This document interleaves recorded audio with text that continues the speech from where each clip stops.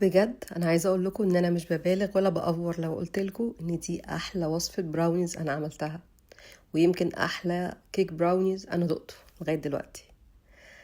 السر ان احنا مش بنقلب، سريعه جدا، بتتعمل تقريبا في 10 دقايق ومش عايزه اقول لكم الطعم عامل ازاي.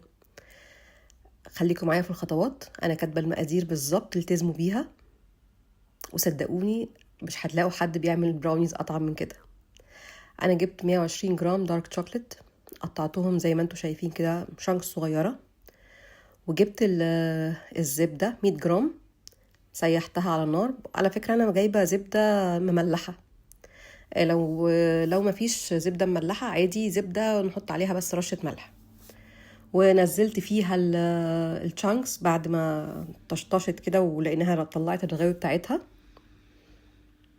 في بوله بقى هاخد، انا واخده بيض بلدي فانا هاخد 3 بيضات، لو بيض احمر او بيض ابيض ناخد بيضتين بس. البيض البلدي بيبقى حجمه صغير شويه. والسر بقى في القشره اللي بتلمع دي 180 جرام سكر، ما نحاولش نقلل عنهم لان لو قلت مش هتدي نفس القشره دي. هنضرب بالمضرب يعني لحد بس ما احس ان هي لون البيض افتحها. وبعد كده معلقه نسكافيه هدوبها في فنجان بنقطتين ميه واحطها على البيض، وهنزل بالزبده والشوكولاته اللي انا سيحتها فيها. بصوا بقى، انا اخدت قبل ما اعمل الزبده اخدت معلقتين حطيتهم على الكاكاو الباودر اللي هم المفروض 25 جرام، بس يعني كانوا قليلين شويه، فانا حطيت نقطه زيت عشان احس ان هي، بصوا لون الكاكاو بتدي داركنس فظيعه، يعني بتدي غمقان للكيكه حلو قوي، وبتعزز نكهه الكاكاو كمان. يعني الكوكو باودر بيتغير فعلا لما بنحط له حبه الزيت دول، بتدي لون فظيع. وقلبتهم. هو المشكله هنا ما نقلبش كتير، ما اوفر ميكسش قوي، يعني ما نحاولش ان احنا نستخدم المضرب فترات طويله، انا بس بقلب كله في بعضه. دلوقتي بقى الدقيق، انا عملت 40 جرام دقيق حبه كامله و40 جرام دقيق ابيض. لو عملناهم كلهم دقيق حبه كامله بتبقى مكتومه شويه. وحطيت يعني اقل من نص معلقه بيكنج باودر، اقل من نص يعني حاجه صغيره. يا دوبك بس قلبتها كده، اديتها تقليبه، لقيت ان خلاص الدقيق اختفى جوه. شويه بيكان بقى اللي انا محمصاهم من الاول دول حطيتهم جوه.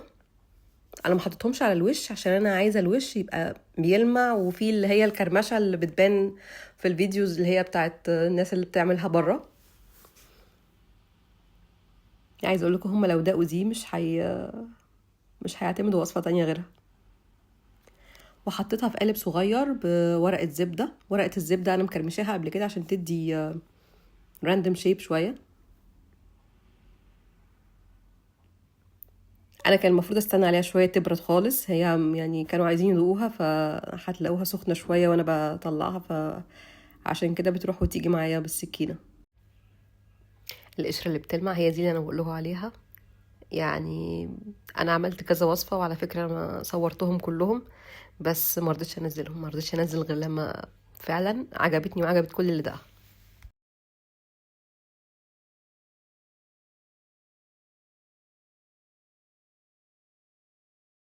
في طبق بقى هنقدمها، بنحبها مع ايس كريم، بنحبها مع صوص شوكولاته. هي المفروض ان هي تبرد خالص، وبعد كده بتتاخد بالظبط مثلا اقل من 30 ثانيه، يمكن 10 ثواني في الميكروويف. تدي بس طراوه شويه، ويتحط عليها بعد كده الايس كريم وصوص الشوكولاته. هي دي انا ما دخلتهاش لانها كانت اوريدي سخنه، بديها بالظبط 10 ثواني في الميكروويف، وبعد كده انزل عليها الايس كريم وصوص الشوكولاته. بجد لو جربتوها مش هتندموا. بالهنا والشفا.